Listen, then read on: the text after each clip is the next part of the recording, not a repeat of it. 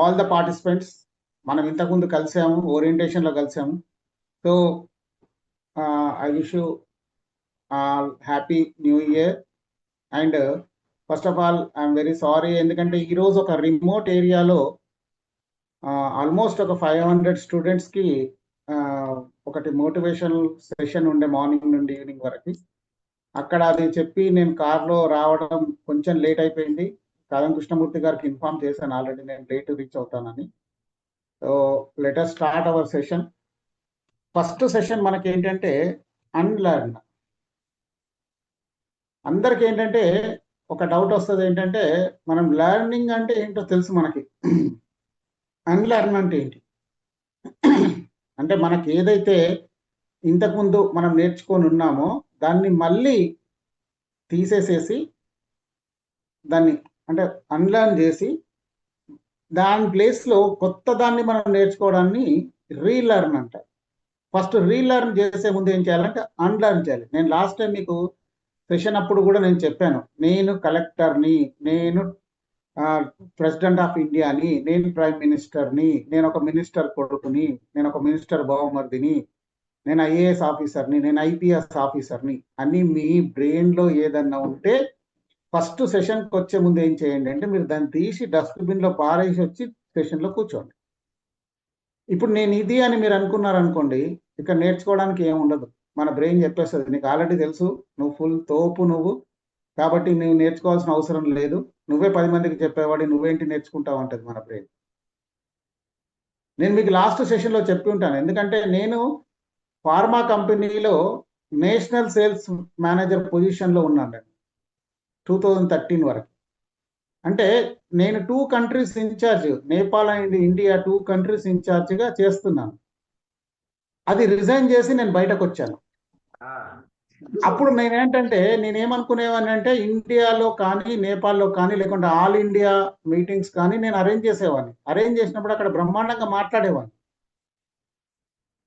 మాట్లాడేటప్పుడు ఏంటంటే నాకు తెలుసు నేను నేషనల్ సేల్స్ మేనేజర్ అని. అంటే చాలా మంది కింద ఉండే చాలా మందికి ఒకవేళ మెడికల్ ప్రొఫెషన్ తెలిస్తే, మీకు మెడికల్ రిప్రజెంటేటివ్స్ అనే వాళ్ళు డాక్టర్ల దగ్గర బ్యాగులు పట్టుకొని మీకు కనబడతారు. వాళ్ళు అంటే నా పొజిషన్ ఎలాంటిదంటే నన్ను జీవితంలో వాళ్ళు కలవరు. ఆ పొజిషన్ అంటే నా కంపెనీలో పనిచేసే ఎంప్లాయీ లైఫ్లో నన్ను చూడని వాళ్ళు ఉంటారు. నా పొజిషన్ అది. అంటే వాళ్ళు మ్యాక్సిమం చూస్తే ఎక్కడ అంటే వాళ్ళు area manager, regional manager, zonal manager, maximum ఏంటంటే మీకు మార్కెటింగ్ మేనేజర్ వరకు వస్తారు. కానీ నేను నేషనల్ సేల్స్ మేనేజర్ని, నన్ను చూసే అవకాశం చాలా మందికి ఉండదు. ఆ పొజిషన్లో ఉన్నప్పుడు నేను మీటింగ్ కండక్ట్ చేశాను అనుకోండి, ఎలా ఉంటుందంటే నా కింద అందరు కూడా నా కింద ఉన్న వాళ్ళే కాబట్టి వాళ్ళు చేతులు కట్టుకొని వింటారు నేను ఏం చెప్పినా. ఎందుకంటే నేను నేషనల్ సేల్స్ మేనేజర్ అని వాళ్ళందరికీ తెలుసు. కానీ ఇక్కడ మీరందరు ఎవరెవరో ఉన్నారు ఇక్కడ నాకు తెలియని వాళ్ళు. మీ ముందు మాట్లాడడం అనేది నాకు పెద్ద టాస్క్ అవుతుంది. ఎందుకంటే మీరు నేర్చుకోవడానికి వచ్చారు, నేనెవరో ఒక సెషన్ చెప్పి నేను వెళ్ళిపోతాను. నా సెషన్ వినాల్సినంత అవసరం మీకు లేదు. మీరు దీన్ని మీటింగ్ని మీరు పాస్ చేసుకొని, అంటే మీ వీడియోని పాస్ చేసుకొని వీడియోని ఆన్ చేసుకోకుండా కూడా మీరు ఈ మీటింగ్ని వినొచ్చు, మీరు కంటిన్యూ చేయొచ్చు. ఒకవేళ మీరు వీడియో ఆన్ చేసుకోలేదు, ఎందుకు ఆన్ చేసుకోలేదు, get out from this meeting అనడానికి నాకు లేదు అధికారం. ఎందుకంటే ఇదంతా సర్వీస్ సెక్టర్, సర్వీస్లో నడుస్తుంది. ఇంకొకటి ఏంటంటే నేను అక్కడ నేషనల్ సేల్స్ మేనేజర్గా నేను మాట్లాడుతుంటే నేను మాట్లాడాల్సింది అంతా ఏంటంటే సేల్స్ గురించి, టార్గెట్స్ గురించి మాట్లాడతాను, లేదా నా సబ్జెక్ట్ గురించి మాట్లాడతాను. ఇక్కడ ఏంటంటే నేను మాట్లాడేది నా సబ్జెక్ట్ కాదు. మీరు రేపు పొద్దున మీరు స్టేజ్ మీదకి వెళ్ళిన తర్వాత, సపోజ్ మీరు ఏదో ఒక కంపెనీలో మీరు అకౌంటెంట్గా ఉన్నారు. అకౌంటెంట్గా ఉన్నప్పుడు మీరు ఈ బీకామో ఎంకామో చేశారు, మీరు అకౌంటెంట్గా ఉన్నారు, మీకు తెలిసిందంతా కామర్స్. కానీ రేపు మీరు ఒక మోటివేషనల్ స్పీకర్ అయిన తర్వాత మీరు స్టేజ్ ఎక్కి మాట్లాడేది కామర్స్ కాదు. అక్కడ ఏదో టాపిక్ ఇస్తారు వాళ్ళు, అది మాట్లాడాలి, అది పెద్ద టాస్క్. కాబట్టి ఏంటంటే నేను ఎప్పుడైతే నేను దీంట్లో టీటీడబ్ల్యూఎస్లో జాయిన్ అయ్యానో నాకు 3వ రోజు అర్థమైంది ఏమని, నాకు అసలు ఏమీ రాదని. అంతవరకు నా బ్రెయిన్లో కూడా ఉండేది నాకు ఫుల్గా వచ్చు, నేను పెద్ద తోపుని అనేది ఉండేది.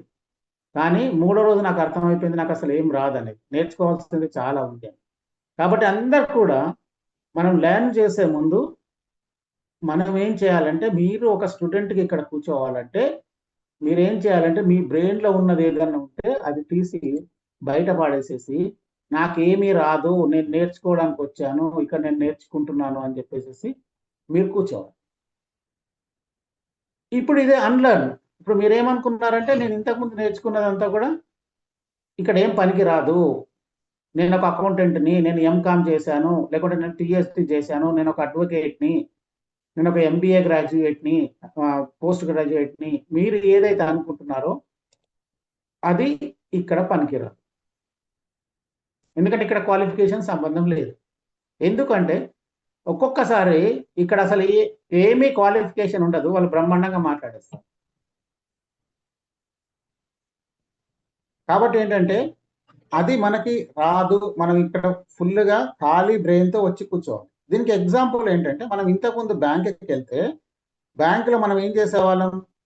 ఒక చెక్కో, లేదంటే మనము ఒక విత్‌డ్రాల్ 1 మినిట్ అండి.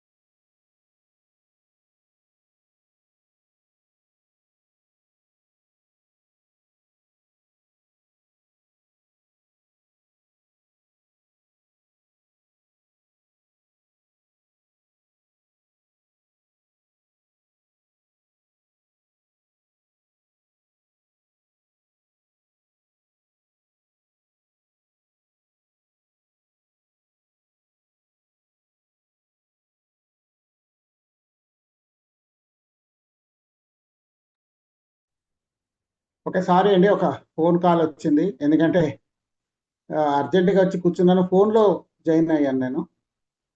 సో,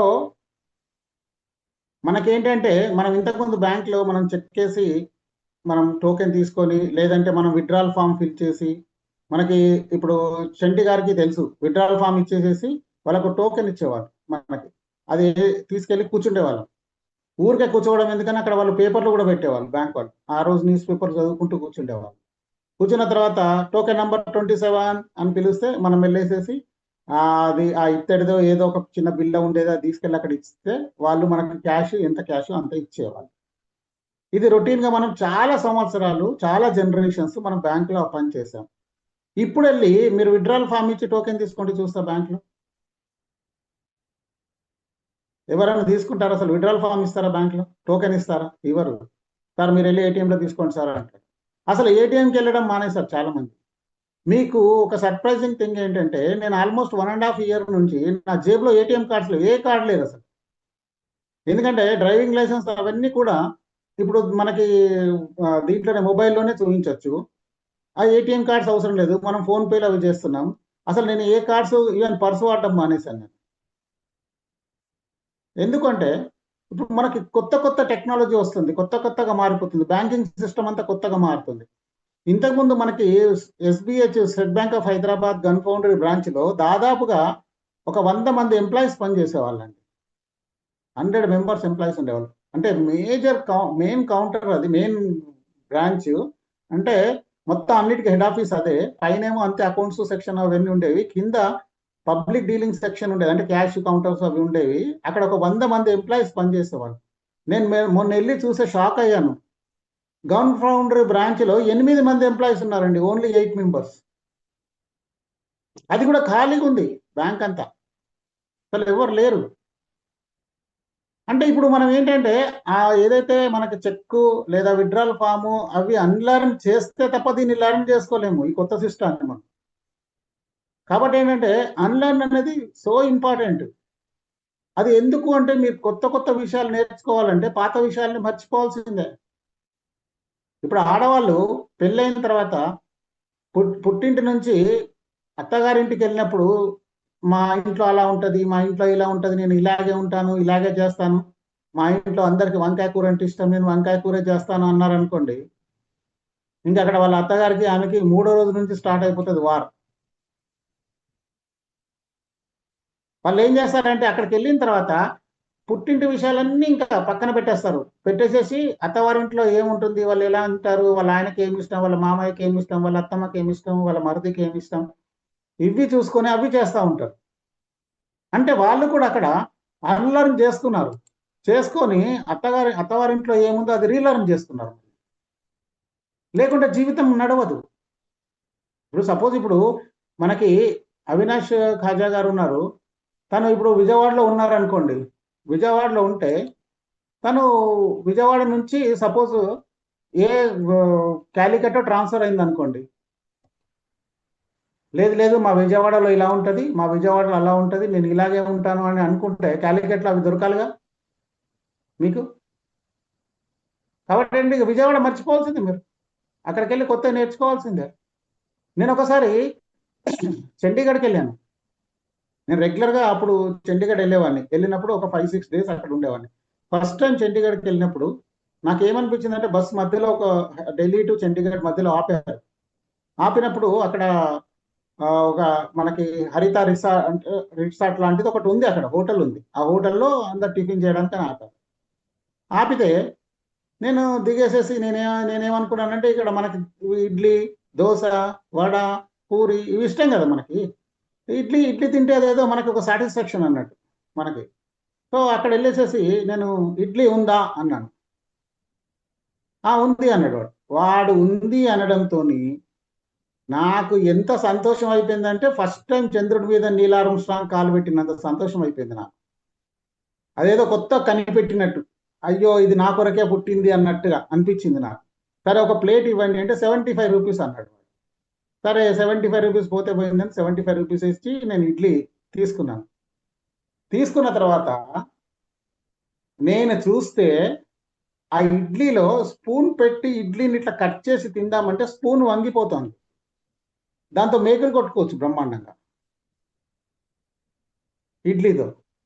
నాకు అప్పుడు అర్థమైంది, అంటే మనము చండీగఢ్కి కానీ పంజాబ్కి కానీ వెళ్ళినప్పుడు వాళ్ళు ఇచ్చే పరోటాలు అవి మాత్రమే తినాలి, మనము ఇడ్లీలు అవి అడిగితే మేకులు కొట్టుకోవడానికి తప్ప ఎందుకు పనికిరావు అవి అనేది నాకు అక్కడ అర్థమైంది. అంటే అన్లర్న్. అక్కడికి వెళ్తే ఏం చేయాలంటే అక్కడ ఫుడ్డే తినాలి. దాని తర్వాత నుంచి నేను ఆల్ ఇండియా అంతా తిరుగుతున్నప్పుడు ఎక్కడికి వెళ్తే అక్కడ ఫుడ్డే తినేవాడిని. అప్పుడు ఏమవుతుందంటే మీకు అది చాలా చీప్ ఉంటుంది. మీకు అక్కడ పరోటా అంటే 25 రూపీస్కి ఇస్తాడు, ఇడ్లీ అంటే 75 రూపీస్. పరోటా చేసినంత బ్రహ్మాండంగా ఇడ్లీ చేయలేడు. మీకు పరోటా అండ్ కర్రీ ఏదైతే బ్రహ్మాండంగా ఇస్తాడు మీకు 25 రూపీస్ అయితే చాలా తక్కువలో ఇస్తాడు. అదే ఇడ్లీ ఇవ్వమంటే 75 రూపీస్. ఆ సాంబారు తాగడానికి పనికిరాదు, ఇడ్లీ తినడానికి పనికిరాదు. కాబట్టి ఏంటంటే మనం ఎప్పుడు కానీ జీవితంలో ఎక్కడికైనా కానీ వెళ్ళినప్పుడు, లేదా మన లైఫ్లో నెక్స్ట్ మూమెంట్కి వెళ్ళాలంటే పాత మూమెంట్ని అన్లర్న్ చేసేసుకొని మళ్ళీ రీలర్న్ చేయాలి.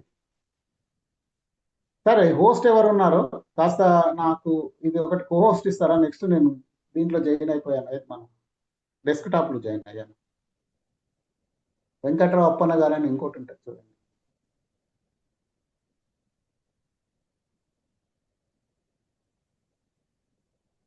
Yes, thank you. So let me share my PPT. Unlearn అండి, and welcome to the TTWS 205.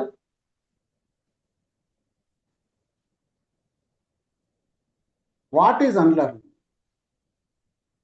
Unlearning is the process of letting go of outdated and inaccurate information.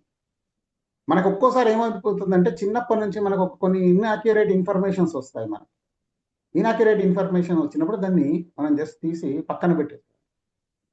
అది ఏం జరుగుతుందంటే, చాలా మందికి పూర్వకాలం నుంచి, ఇప్పుడు మా నాన్నగారికి కూడా ఒక విషయంలో నాలెడ్జ్ ఉండదు, కానీ ఇది చెయ్యండి అని చెప్తారు. మనం ఏం చేస్తామంటే, మనకి బుద్ధి తెలియనంత వరకు, దాని గురించి ఆలోచించినంత వరకు అది చేస్తాం. మనం చేసిన తర్వాత మనకు ఒక్కసారి నాలెడ్జ్ వచ్చినప్పుడు, ఇది ఎందుకు చేస్తున్నామో తెలిసినప్పుడు దాన్ని చేయడం మానేస్తాం. అప్పుడు కూడా మనం అన్లర్న్ చేస్తాం మనం. కాబట్టి ఏంటంటే, ఎప్పుడైతే మనకి ఇనాక్యురేట్ ఇన్ఫర్మేషన్ ఉంటుంది, లేకుంటే రైట్ ఇన్ఫర్మేషన్ మన దగ్గర ఉండదో, ఎప్పుడైతే రైట్ ఇన్ఫర్మేషన్ మనకు తెలుస్తుందో మనం ఏం చేస్తామంటే దాన్ని పాతదాన్ని అన్లర్న్ చేసేసి మళ్ళీ రీలర్న్ చేసుకుంటాం. It allows us to adapt new knowledge and perspectives. మీకు ఎప్పుడైనా కొత్త నాలెడ్జ్ రావాలంటే పాతదానికన్నా బెటర్గానే ఉంటుంది నాలెడ్జ్. మీరు చదువుతుంటే ఎప్పుడు కానీ పాతదానికన్నా బెటర్గానే ఉంటుంది. ఇది ఇలా ఎందుకు ఉంటుంది అని మనకు ఒక్కొక్కసారి అనిపిస్తుంది. మీరు చూడండి, ఒక పుస్తకాన్ని చదివినప్పుడు మీరు మొట్టమొదటిసారి ఒక పుస్తకాన్ని చదవండి, చదివినప్పుడు మీకు అది ఒక రకంగా అర్థమైపోతుంది. ఎస్, ఇది చాలా బాగుంది బుక్ అనుకుంటారు. మీరు దాన్ని మళ్ళీ రెండోసారి చదవండి, మళ్ళీ మూడోసారి చదవండి, 10వ సారి, 5వ సారి, 10వ సారి అట్లా చదివినప్పుడు 10వ సారి మీకు ఏదైతే అర్థమైందో ఆ బుక్ ఫస్ట్ టైం అర్థమైన దానికన్నా భిన్నంగా ఉంటుంది. మీరు దాన్ని 10వ సారి చదివినప్పుడు మీకు ఫస్ట్ టైం మీరే దాన్ని ఎలా అర్థం చేసుకున్నారో ఆలోచిస్తే నవ్వు వస్తుంది మీకు. నేను దీన్ని ఎలా అర్థం చేసుకున్నాను అనుకుంటాను. కాబట్టి అప్పుడు ఏమైంది, ఒకటే బుక్ మీరు చదివారు, దాన్ని మొదటి నుంచి 10వ సారి వరకు చదివారు. 10వ సారి చదివినప్పుడు మీకు 10వ సారి డిఫరెంట్గా అర్థమైపోయింది. ఇప్పుడు మీకు ఎగ్జాంపుల్గా చెప్తాను నేను. మనకు భగవద్గీతలో ఒక శ్లోకం ఉంది. ఏముందంటే 16వ అధ్యాయంలో ఉంది, పురుషోత్తమ ప్రాప్తిలో ఫస్ట్ది. ఊర్ధ్వమూలం అధం శాఖం అంటాడు. ఊర్ధ్వమూలం అంటాడు, మూలం పైకి ఉంది అంటాడు. అధం శాఖం, శాఖం కిందికి ఉంది అంటాడు. అంటే కొండ కాండము కొమ్మలన్నీ కిందికి ఉన్నాయంట. ఎక్కడైనా ఉంటుంది అలాంటిది? మీరు అలాంటి చెట్టును ఎక్కడైనా చూసారా? వేర్లు గాలిలో ఉండి కాండము కొమ్మలు కిందికి ఉన్నవి. మీకు లాస్ట్ టైం కూడా నేను చెప్తుంటాను దీన్ని. అంటే అశ్వత్థం ప్రావురవ్యయం అంటే ఇలాంటి అశ్వత్థ వృక్షం ఒకటి ఉంది.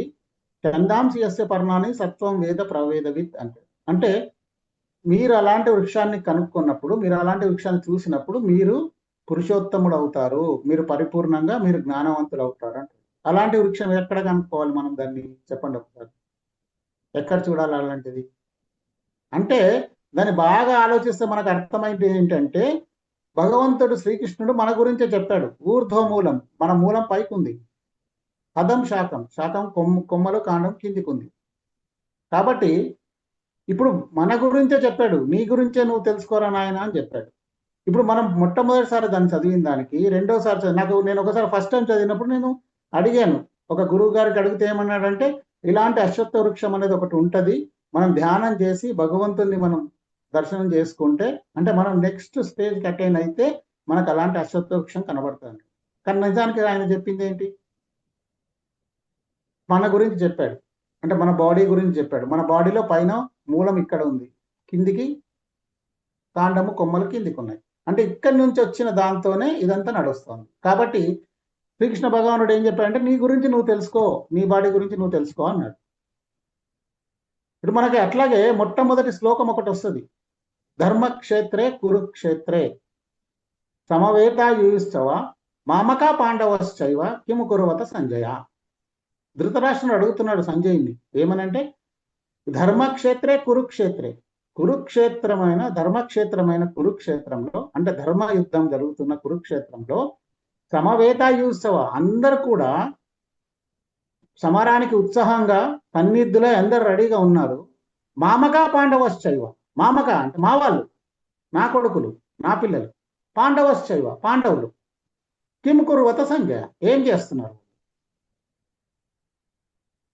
సంజయ్ని అడిగాడు. ఇప్పుడు దీంట్లో మిస్టేక్ ఏమన్నా ఉందా? ఎవరైనా ఒకసారి అన్లాక్ చేసుకుంటా చెప్పండి, ఒక్కసారి మీరు అన్మ్యూట్ చేసుకొని చెప్పండి, దీంట్లో మిస్టేక్ ఎక్కడైనా ఉందా?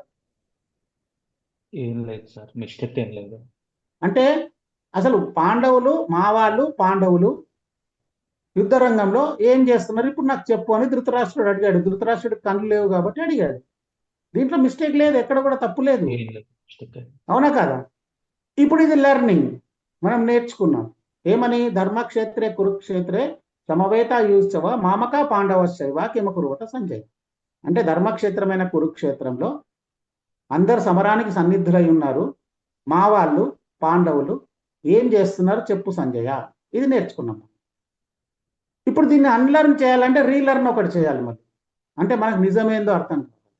ఒకటే శ్లోకం చూడండి, ఇప్పుడు ధర్మక్షేత్రే కురుక్షేత్రే, ధర్మక్షేత్రమైన కురుక్షేత్రం, ఇక్కడ మిస్టేక్ ఎక్కడ లేదు, తప్పు లేదు. సమవేతాయుత్సవ అంటే సమరానికి అందరూ సన్నిధులై ఉన్నారు, ఉత్సాహంగా ఉన్నారు, ఇక్కడ కూడా మిస్టేక్ ఏం లేదు.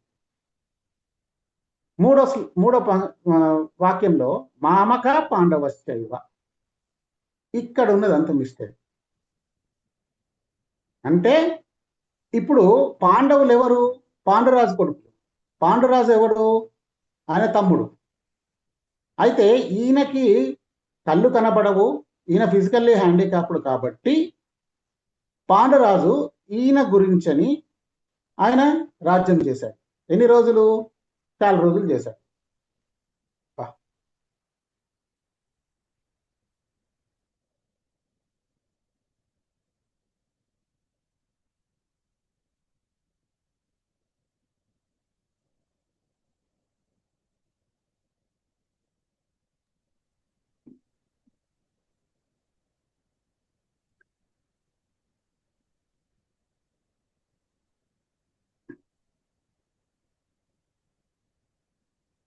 ఓకే, మళ్ళీ సారీ ఫోన్ వచ్చింది. సో ఓకే, ఇప్పుడు దీంట్లో ఏంటంటే మామక పాండవశ్చైవ, ఇక్కడ మొత్తం మిస్టేక్ ఉంది. ఎందుకంటే పాండురాజు ఈయన తమ్ముడు, ఈయన గురించని రాజ్యం చేశాడు. ఆయన సడన్ గా చనిపోయాడు పాండురాజు. తమ్ముడు చనిపోయినప్పుడు తమ్ముడి పిల్లలు ఎవరి పిల్లలు అవుతారు? వాళ్ళకి తండ్రి లేడు. పెద్దనాన్న ఏం చేయాలి? వాళ్ళని పిల్లలుగా పెంచుకోవాలి, అంటే తన పిల్లలుగా చూసుకోవాలి. ఇప్పుడు తండ్రి ధృతరాష్ట్రుడే మామక పాండవశ్చైవ అంటుండు, అంటే నా వాళ్ళు, నా కొడుకులు పాండవులు అని సపరేట్ చేసి తండ్రికి మాట్లాడుతున్నారు. ఇప్పుడు కొడుకులు ఏముంటారు? ఇప్పుడు దుర్యోధనుడు మిగతా వాళ్ళు ఏమనుకుంటారు? వాళ్ళు మా వాళ్ళని అనుకుంటారా? తండ్రి అనుకోవట్లేదు కదా, ధృతరాష్ట్రుడే అనుకోవట్లేదు. కాబట్టి ఇప్పుడు కురుక్షేత్రం ఎవడి వల్ల వచ్చినట్టు అయింది ఇప్పుడు అంటే ధృతరాష్ట్రుడి వల్ల వచ్చింది. ధృతరాష్ట్రుడు ఒకవేళ వాళ్ళంతా నా పిల్లలే అని అనుకుంటే కురుక్షేత్రం రాదు.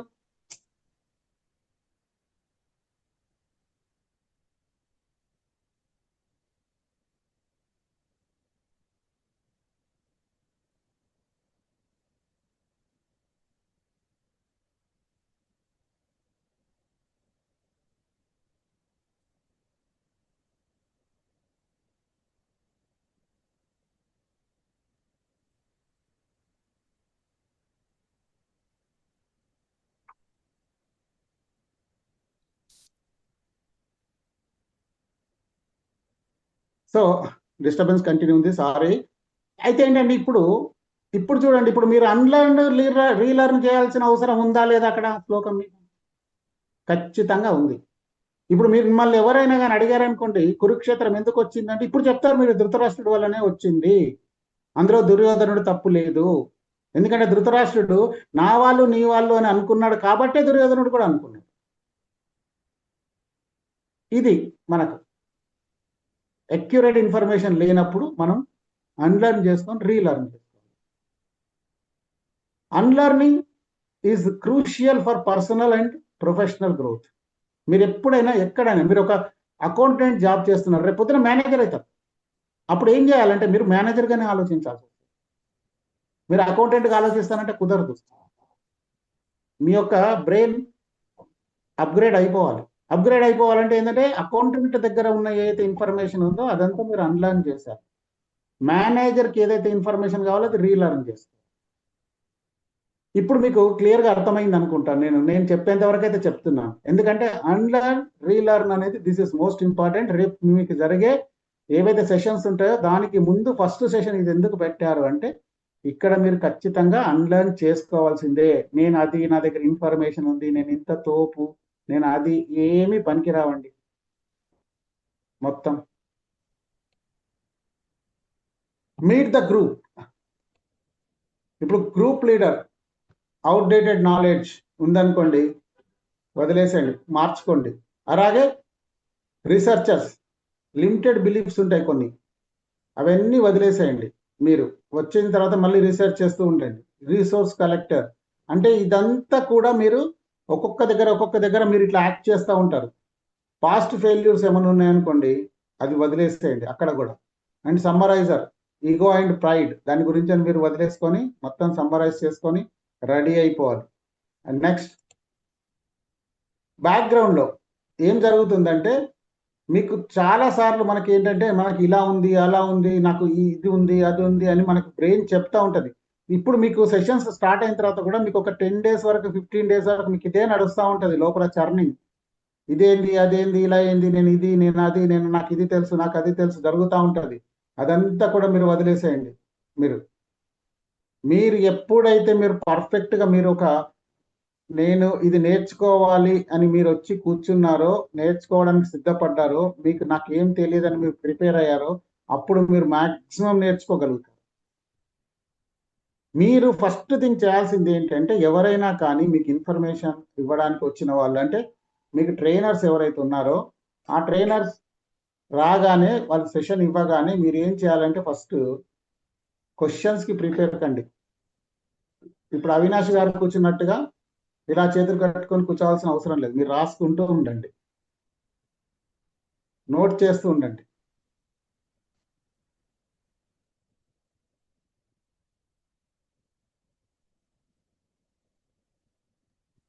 సో ఎప్పటికప్పుడు మీరు నోట్ చేసుకోండి మై డియర్ ఫ్రెండ్స్. మీరు ఏదైతే మీకు బ్యాక్గ్రౌండ్లో జరుగుతుందో ఆ ఇన్ఫర్మేషన్ జస్ట్ ఇగ్నోర్ చేయండి.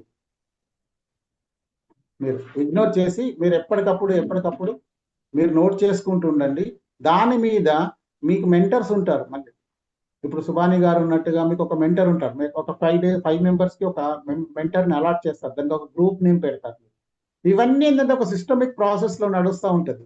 ఈ సిస్టమిక్ ప్రాసెస్లో నడుస్తున్నప్పుడు మీరు దాంట్లో ఫాలో కావాల్సిందే. మీరు ఫాలో అయితేనే నేర్చుకుంటారు. ఇది మీ ప్రొఫెషనల్ గ్రోత్ కావచ్చు లేకుంటే పర్సనల్ కావచ్చు, ఏది జరిగినా కానీ ఏం చేయాలనుకున్నా కానీ మీరు దీన్నే ఫాలో కావాలి. ఎందుకంటే ఇది మీకు ఎంతో మంది దగ్గర గంపాగ నాగేశ్వరరావు గారు ఎన్నో లక్షల రూపాయలు పెట్టుకొని నేర్చుకున్న ఇన్ఫర్మేషన్ని ఈ రోజు మన గురించి అని ఇస్తున్నారు. మనకి చాలా సార్లు ఏం జరుగుతుందంటే మన చుట్టుపక్కల కొన్ని విషయాలు జరుగుతూ ఉంటాయి. అది యాక్చువల్గా కరెక్ట్ కాదని మీకు తెలుస్తుంటుంది. మీరు అప్పుడు ఏం చేస్తారంటే ఇది కరెక్ట్ కాదు ఇది తప్పు అని మీరు వాళ్ళకి చెప్తే వాళ్ళతో అనవసరంగా మీరు గొడవలు పెట్టుకున్నట్టు అవుతుంది. చాలా సార్లు మనం ఏం చేస్తామంటే ఉదాసీనంగా ఉంటాం. మనం ఈవెన్ ఇంట్లో కూడా ఇప్పుడు మా ఆవిడ ఒక్కొక్కసారి ఇది రైట్ అంటది, ఓకే రైట్ అంటది.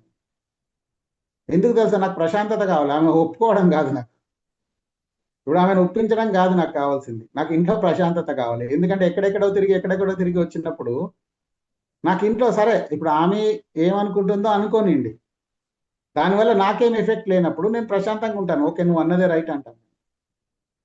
చాలాసార్లు మనకు అది ప్రొఫెషనల్లో కూడా మీకు అలాగే జరుగుతుంది. ఒక్కోసారి బాస్ ఇది రైట్ అంటాడు, మీరు నో నో నో అది ఎట్లా ఉంటుంది ఇది రాంగ్ సార్ అన్నారు అనుకోండి, మీకు ఎక్కడో కొర్రి పెడతాడు తీసుకెళ్ళి, నువ్వు ఇలా అంటావా అంటాడు.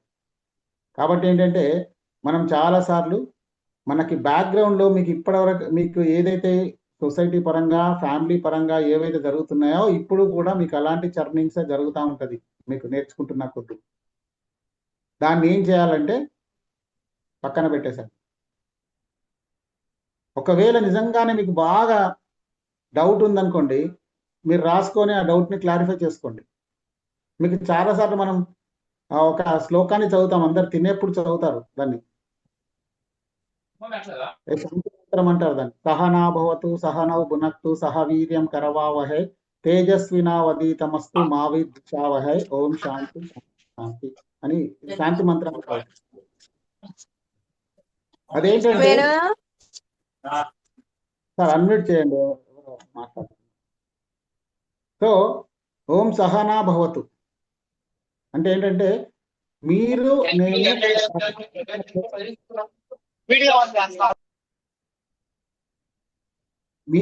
నేను ఒక ప్రశాంతమైన ప్లేస్లో కూర్చోవాలి. అంటే ఇది గురువు శిష్యులకు సంబంధించింది. పూర్వకాలంలో ఏంటంటే గురువు శిష్యుడు కూర్చొని నేర్చుకోవడానికి కూర్చున్నప్పుడు వాళ్ళు అడవిలో ఉండేవి గురుకులాలు.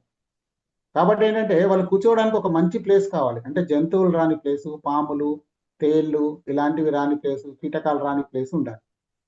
సహనా భవతు, మన ఇద్దరం కూడా ఒక ప్రశాంతమైన ప్లేస్లో కూర్చోవాలి. సహనౌ భునక్తు అంటే మీరు ప్రశాంతంగా భోంచేసి ఎలాంటి ఇంకా నేను తినాలి తర్వాత వెళ్ళి తినాలి ప్లీజ్ సార్ నేను పోయి బ్రేక్ఫాస్ట్ చేసి వస్తా సార్ నేను ఇడ్లీ తిని వస్తా సార్ అనే ప్లేస్లో అనే పద్ధతిలో మీరు ఉండకూడదు. సహవీర్యం కరవావహై అంటే సాయంత్రం వరకు కూర్చున్నా రాత్రి వరకు కూర్చున్నా మీ యొక్క శక్తి అనేది క్షీణించకూడదు. అలా కూర్చోవాలి. లాస్ట్ అన్నిటికన్నా ఇంపార్టెంట్ ఏంటంటే తేజస్విన వదీతమస్తు మావి ద్విషావహే. తేజస్వం అనేది ఎక్కడ కూడా తగ్గిపోకూడదు. నేర్చుకున్నంతసేపు మీరు ఇదే ఫుల్ జోష్లో బాగా యాక్టివ్గా మీరు నేర్చుకుంటూ ఉండాలి. మావి ద్విషావహే అంటే మీకు గురువుకి అంటే పూర్వకాలం అనుకోండి, ఇప్పుడు మీకు ట్రైనర్కి మధ్యలో ఎలాంటి క్లాషెస్ రావద్దు. ఇప్పుడు సపోజ్ నాకు తెలియదు అనుకోండి, నాకు తెలియనప్పుడు నేను ఏంటంటే ఇప్పుడు కృష్ణా డిస్ట్రిక్ట్ క్యాపిటల్ వచ్చేసేసి నేను విజయవాడ అన్నాను. అప్పుడు వెంటనే మీరు ఏమంటారు, సార్ కృష్ణా డిస్ట్రిక్ట్ క్యాపిటల్ మీకు తెలియదు సార్, మచిలీపట్నం సార్ అంటే మచిలీపట్నం ఎక్కడ ఉందండి, బందరం ఏ మూలకు ఉంది బందర్, అది ఎలా అవుతుందండి, విజయవాడ కదా, విజయవాడ సెంటర్లో ఉంది, విజయవాడ పెద్ద సిటీ, అది కదా క్యాపిటల్ అని నేను అనకూడదు. అంటే ఇద్దరి మధ్యలో క్లాష్ రాకూడదు, గురువుకి శిష్యుకి మధ్యలో. అప్పుడు ఏమవుద్ది, ఓం శాంతి శాంతి శాంతి. ఇలాగే నడవాలి మన సెషన్స్ అన్ని కూడా. మీరు నేర్చుకోవడానికి వచ్చారు, నేర్చుకోండి, అన్లర్న్ చేసుకొని బ్రహ్మాండంగా నోట్ చేసుకుంటూ పోండి. ప్రతిదీ నోట్ చేసుకోండి, ప్రతి పాయింట్ నోట్ చేసుకోండి. నేను మొన్న చెప్పాను మీకు, ఓరియంటేషన్కి వచ్చినప్పుడు ఒక బుక్ పెట్టుకోండి, 200 పేజీ లాంగ్ బుక్ పెట్టుకొని ప్రతి దాన్ని నోట్ చేసుకోండి, రాసుకోండి. అండ్ డౌట్స్ అడగడం ఎట్టి పరిస్థితుల్లో మర్చిపోవద్దు. డౌట్స్ సెషన్ కంప్లీట్ కాగానే డౌట్స్ అడగాలి, క్లారిఫై చేసుకోవాలి. తర్వాత ఖచ్చితంగా మీరు ఫీడ్బ్యాక్ ఇవ్వడం మరవద్దు. ఫీడ్బ్యాక్ ఇవ్వడం మీ కొరకే. ఎందుకంటే మీరు ఫస్ట్ మీరు ఫీడ్బ్యాక్ ఇవ్వండి, ఈరోజు ఫీడ్బ్యాక్ ఇవ్వండి ఈరోజు దాని మీద.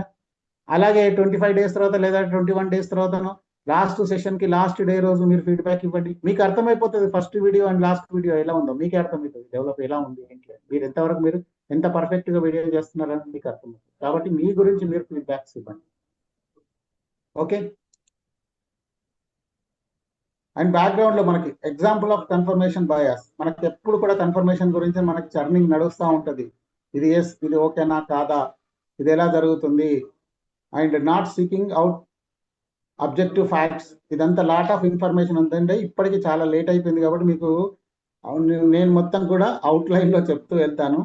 ఎందుకంటే నేను కూడా ఇంకా రెడీ కావాలి, నేను ఫ్రెష్ కావాలి. కాబట్టి దీని గురించని మీరు నాకు డౌట్ లైన్ అని అడగచ్చు, నేను క్లారిఫై చేస్తాను. అవుట్లైన్స్ మాత్రం చెప్తాను. ఫైనల్గా అవుట్లైన్ ఏంటంటే మీరు అన్లర్న్ చేసి కూర్చోవాలి. నాకేమీ తెలియదనే కూర్చోవాలి, కూర్చుంటేనే మీరు నేర్చుకుంటారు. అండ్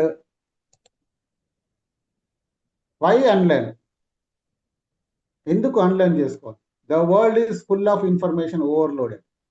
మీకు ఇన్ఫర్మేషన్ చాలా ఉందండి వరల్డ్లో. మనకి తెలియని ఇన్ఫర్మేషన్ చాలా ఉంది. మనకే తెలుసు అని పూర్తిగా అనుకోవద్దు. కాబట్టి మనకు తెలియని ఇన్ఫర్మేషన్ చాలా ఉంది. Unlearning helps us stay relevant and make you informed decisions. మనకి కరెక్ట్ డిసిషన్స్ తీసుకోవడానికి అన్లర్న్ అనేది హెల్ప్ చేస్తుంది. And third is new discoveries and research constantly challenging existing knowledge. ఎప్పటికప్పుడు రీసెర్చ్ జరుగుతూనే ఉంటుంది. ఇప్పుడు మనం ఈ రోజే, ఇప్పుడు సపోజ్ నా మొబైల్ ఫోన్ తీసుకున్నాను అనుకోండి, నేను ఒక 1 month బ్యాక్ తీసుకున్నాను, నా మొబైల్ ఫోన్ లేటెస్ట్ అంటే అని చెప్పడానికి లేదు. ఎందుకంటే 1 monthలో ఒక 100 మొబైల్స్ 100 మోడల్స్ వచ్చి ఉంటాయి. మనం ఎప్పుడైతే మొబైల్ ఫోన్ తీసుకుంటామో తీసుకొని ఎప్పుడు నా లేటెస్ట్ మొబైల్ అని ఎప్పుడు చెప్పాలంటే మీరు షాప్లో ఉన్నప్పుడే చెప్పాలి. మీరు షాప్ గేట్ దాటేసరికి కొత్త మోడల్ వచ్చేస్తుంది, అది లేటెస్ట్. కాబట్టి ఇది నా మొబైల్ ఫోన్ లేటెస్ట్ అని చెప్పడానికి లేదు. కాబట్టి ఏంటంటే ఎప్పటికప్పుడు రీసెర్చ్ జరుగుతూనే ఉంటుంది, న్యూ నాలెడ్జ్, న్యూ ఛాలెంజెస్ వస్తూనే ఉంటాయి. And empowering critical thinking and informed decisions making. మీకు ఎప్పటికి కూడా క్రిటికల్ థింకింగ్లో, ఇన్ఫార్మ్ డిసిషన్స్ మేకింగ్లో మీకు అన్లెర్న్ అనేది ఎప్పుడు యూజ్ అవుతూనే ఉంటుంది. The science of biases, our brains are use short cuts called cognitive bias to make decisions quickly. మనకి ఎప్పుడు కానీ మన బ్రెయిన్ ఏం చేస్తా అంటే ఎంత ఫాస్ట్గా చేయాలో ఏం చేయాలో అనేది చేస్తూ ఉంటుంది. ఎందుకంటే బ్రెయిన్ అనేది మీకు ఎప్పుడు కానీ అది లోడ్ని తీసుకోదు. ఎంత తక్కువ లోడ్ ఉంటే అంత బెటర్ అనుకుంటాడు. These biases can sometimes lead us astray, మనని ఒక వరస్ట్ కండిషన్లోకి తీసుకెళ్తుంది. Understanding biases allows to more critical thinker. మనం ఎప్పుడైతే మనం దాన్ని అండర్స్టాండ్ చేసుకుంటామో అప్పుడే మనం క్రిటికల్ థింకింగ్ అనేది మనకు అలవాటు అవుతుంది. And navigating the unlearn journey, self reflection, మీకు మీరు అర్థమైపోతారు. Awareness of resistance, seeking diverse perspectives, challenge assumptions and embrace ambiguity, learn from mistakes, మనం మిస్టేక్స్ నుంచి నేర్చుకోవడానికి అలవాటు అవుతుంది. Embrace growth mindset, practice mindfulness and replace negative self talk.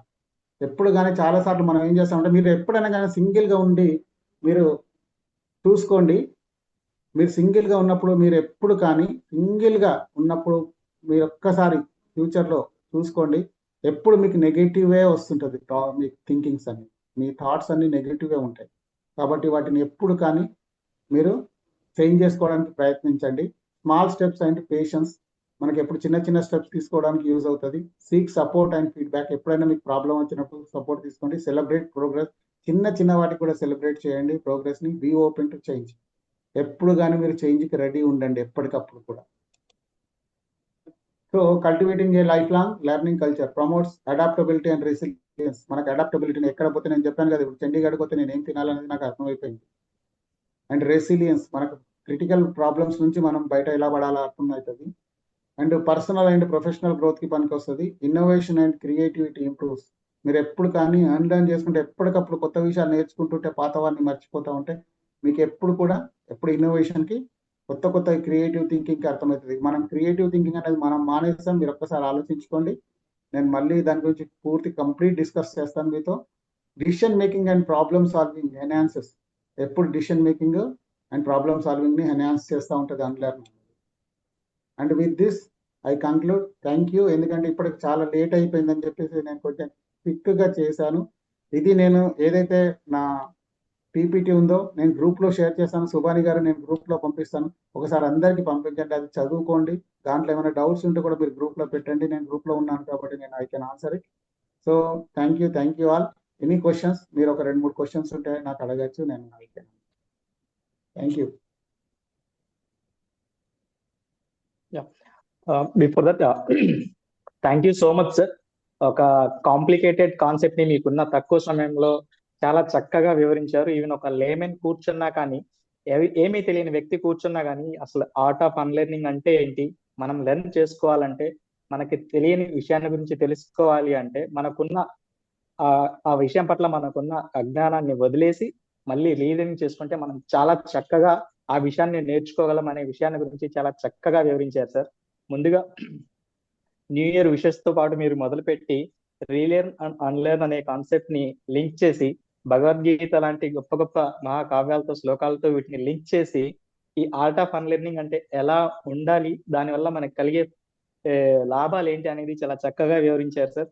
దాంట్లో మీరు ఇచ్చిన ఎగ్జాంపుల్స్ లైక్ ఒక పుస్తకాన్ని 10 సార్లు చదవటం వల్ల మన అండర్స్టాండింగ్ ఎలా పెరుగుతుంది, మరియు మీరు ఒక ఈ గ్రూప్ లో కలిశారు అంటే మీకున్న బ్యాక్గ్రౌండ్ కానీ, మీ ప్రొఫెషనల్ లైఫ్ లేదా మీ పర్సనల్ లైఫ్ లో ఉన్న బ్యాక్గ్రౌండ్ ని ఎలా వదిలేసి మీరు ముందుకెళ్తే ఇప్పుడు మీరు చక్కగా నేర్చుకోగలరనే దాని గురించి చాలా చక్కగా చెప్పారు సార్. ఇంకా ఆన్లైన్ చేసుకుంటేనే మీరు ఎదుగుతారు, దానివల్ల ప్రయోజనాలు ఏంటి, అసలు ఎందుకు ఆన్లైన్ అనే విషయాన్ని చెప్పి, తర్వాత సైన్స్ ఆఫ్ బయాసెస్ వల్ల క్రిటికల్ లెర్నింగ్ ని ఎలా అలవర్చుకోగలం అనే విషయాన్ని గురించి చాలా చక్కగా చెప్పారు సార్. మరియు అన్లెర్నింగ్ జర్నీలో దాని యొక్క నేవిగేషన్ వల్ల మనకి కలిగే లాభాలు ఏంటి అనేది ఫైనల్ గా చెప్పి, లైఫ్ లాంగ్ లెర్నింగ్ ని మనం కల్టివేట్ చేసుకోవడం వల్ల మనం జీవితంలో ఎలా ఎదుగుదాం అనే దాంతో మీరు కంప్లీట్ చేశారు సార్. ఈ రోజు మీ సెషన్ అటెండ్ అవ్వడం మా అందరి అదృష్టంగా నేను భావిస్తున్నాను సార్. అండ్ ఈ రోజు మా పార్టిసిపెంట్స్ అందరి తరఫున మీకు కూడా నూతన సంవత్సర శుభాకాంక్షలతో పాటు, అండ్ ఈ సెషన్ ని మీ సెషన్ ని మేము ఇంకా మరిన్ని సెషన్ ఈ నూతన సంవత్సరం మీరు అటెండ్ అవ్వాలని ఆశిస్తూ, and the way you executed this session exceptionally well sir. And hence, I believe and I confident and I believe strongly that we have been very, very fortunate to attend your session, sir. Thank you so much, sir. Over to Shobha Rani, ma'am. Thank you so much sir. Venkatrao sir, మీకు ఎంత busy time ఉన్నా సరే మేము కోరుకున్నగానే మీరు వచ్చి చక్కగా మంచి session ఇచ్చారు. మన లైఫ్లో ఏదైనా నేర్చుకోవాలంటే ఏం వదిలేయాలనే పాయింట్స్ని వెంకట్రావు సార్ మనందరికీ చెప్పారు. నేను ఇలాగే ఉంటాను అని మొండి పట్టు పట్టకుండా మనం అప్డేట్ అవుతూ వెళ్తే మన లైఫ్లో మన జాబ్ పర్పస్ కానీ ఎక్కడైనా సరే మనం సక్సెస్ అవుతాం అనే విషయాన్ని చాలా చాలా బాగా చెప్పారు. ఇది స్టూడెంట్స్కి కానీ అందరికీ యూస్ఫుల్. మీకు ఏమైనా క్వశ్చన్స్ ఉంటే సార్ 2-3 క్వశ్చన్స్ తీసుకుంటారు. ఈ పాయింట్స్లో మీకు ఏమైనా డౌట్స్ ఉంటే అడగచ్చు. ఎవరికైనా డౌట్స్ ఉన్నాయా? హ్యాండ్ రైజ్ చేసి అడగచ్చు.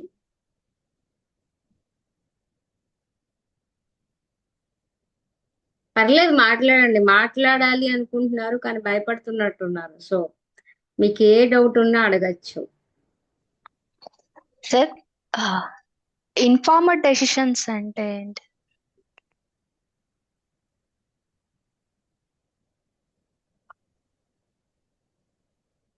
ఎస్ త్రివేణి గారు, అంటే యాక్చువల్గా మనకి ఏంటంటే చాలా మంది చాలా సార్లు మనం తీసుకున్నప్పుడు డిసిషన్స్ ఏమైతాయంటే మనకి కొన్ని డిసిషన్స్ మనకి అంటే ఏదో మన అలవాట్లను బట్టి లేకుంటే కొన్ని మనం పెరిగిన బ్రాటప్ని బట్టి డిసిషన్స్ తీసుకుంటాం.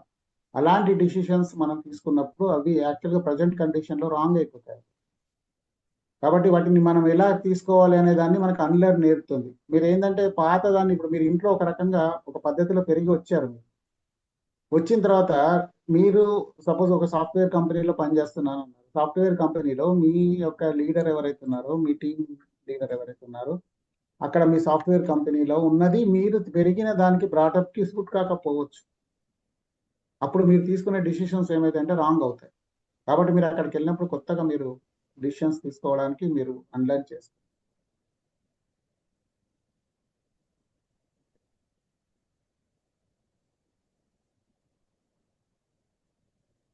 Thank you sir. ఇంకా ఎవరికైనా క్వశ్చన్స్ ఉన్నాయా? నేను ఇప్పుడు వచ్చిన వాళ్ళందరికీ అందరు జాయిన్ అయ్యారా మేడం? ఇప్పుడు వీళ్ళంతా ఎస్ మనకి sir. Yes sir. Shobharani garu, yes sir, join అయ్యారు సార్. అంటే అందరు జాయిన్ అయ్యారు కాబట్టి నేను అందరికి ఒక టాస్క్ ఇస్తున్నాను. మీరు ఈ రోజు నుంచి మీరు ఏం చేయాలంటే, మీకు టైం ఉంది, ఇప్పుడు 25 days టైం ఉంది. ఈ 25 days టైంలో నా కథలో నేనే హీరో, నా కథలో నేనే హీరో అని మీ కథని రాయాలి, మీ స్టోరీనే రాయాలి. ఇప్పుడు త్రివేణి గారు ఉన్నారు, ఏజ్ ఎంత? త్రివేణి గారు మీ ఏజ్ ఎంత? Sir 25 sir. 25. అంటే 0 నుంచి 25 వరకు రాసేసేసి సార్ నేనే హీరో సార్ అని చెప్పడానికి లేదు. ఇప్పుడు మనకి ఇండియన్ యావరేజ్ ఏజ్ 70 అన్నాం. సో 70 years వరకు మీరు ఏం సాధించదలుచుకున్నారు?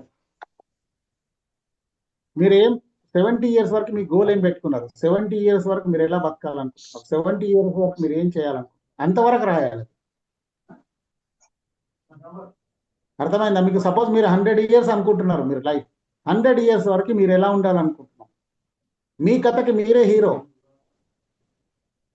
దాన్ని ఒక బ్యూటిఫుల్ గా నరేట్ చేయండి, మీ స్టోరీని రాయండి, రాసి తీసుకురండి. ఎప్పుడు? ఫిజికల్ సెషన్కి తీసుకొస్తే దాన్ని నేను స్క్రూటినీ చేసి ఫస్ట్, సెకండ్, థర్డ్ ప్రైజెస్ ఉంటాయి. 3 ప్రైజులు ఉంటాయి. వన్ ఆఫ్ ద బెస్ట్ స్టోరీకి బెస్ట్ ప్రైజ్, ఫస్ట్ ప్రైజ్ వస్తుంది, సెకండ్ ప్రైజ్ ఉంటుంది, థర్డ్ ప్రైజ్. 3 ప్రైజులు మీకు స్టేజ్ మీద ఇస్తాం. First prize, second prize, third prize. అది ఏదైనా కావచ్చు, ఒక పెన్ను కావచ్చు, ఒక బుక్ కావచ్చు, ఏదైనా కావచ్చు. ఒక స్టేజ్ మీద తీసుకుంటే ఆ ఆనందమే వేరు. కాబట్టి మీ కథకి మీరే హీరో టాపిక్ హెడ్డింగ్ పెట్టండి, పెట్టి మీ స్టోరీనే రాయండి. స్టోరీ ఎలా అంటే, నా పేరు త్రివేణి, నేను ఒంగోలులో పుట్టాను, మా అమ్మ నాన్న పేరు ఇది, ఇలా రాయొద్దు. ఒక స్టోరీ లాగా రాయాలి. ఎలాగంటే, ఒంగోలులో so and so husband and wife ఉన్నారు, వాళ్ళకి ఆయన ఈ పని చేసేవాళ్ళు, వాళ్ళ ఫ్యామిలీలో వాళ్ళకి 3 పిల్లలు, అందులో చిన్న అమ్మాయి పేరు త్రివేణి, ఇలాగా. అంటే ఒక స్టోరీ లాగా రాయాలి దాన్ని. అర్థమైందా మీ అందరికీ? సో ఈ రోజు నుంచి మీరు ప్లాన్ చేయండి. 25 రోజులు ఉంది మీ దగ్గర. నా కథకి నేనే హీరో. మీరు బ్రహ్మాండమైన స్టోరీలు రాసుకురండి. మీ 25 స్టోరీలు వస్తే 25 స్టోరీలకి 25 స్టోరీలకి రాజమౌళి ఇండియన్ సినిమా తీస్తాను. అంత బ్రహ్మాండంగా రాసుకు. ఓకేనా? రైట్, ఆల్ ద బెస్ట్ అండి. క్వశ్చన్స్ ఏం లేకుంటే